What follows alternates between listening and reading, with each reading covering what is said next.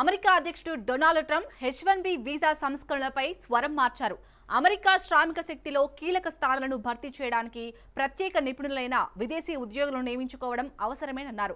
America వద్ద అనుకున్న స్థాయిలో ప్రతిభావంతులు లేరని అంగీకరించారు. అయితే అమెరికాకు చెందిన ఉద్యోగులు బయట నుంచి వచ్చే వారి దగ్గర నైపుణ్యాలు నేర్చుకోవాలని సూచించారు.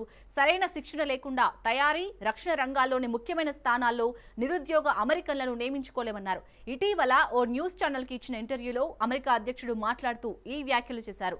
రక్షణ రంగానికి చెందిన జార్జియాలోని ఓ ఫ్యాక్టరీ నుంచి అధిక సంఖ్యలో విదేశీ కార్మికులను ఉద్యోగం నుంచి తొలగించడం వల్ల కొన్ని ముఖ్యమైన ఉత్పత్తుల తయారీలో అనుకోని పరిస్థితులు ఎదుర్కోవాల్సి వచ్చిందని ట్రంప్ పేర్కొన్నారు.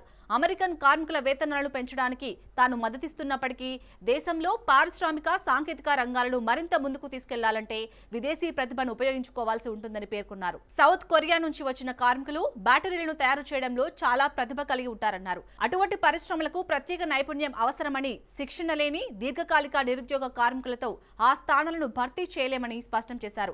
ట్రంప్ రెండోసారి అధికారంలోకి వచ్చినప్పటి నుంచి తీసుకుంటున్న నిర్ణయాలకు, ప్రస్తుతం మాట్లాడిన మాటలకు ఎంతో వ్యత్యాసం కనిపిస్తుంది.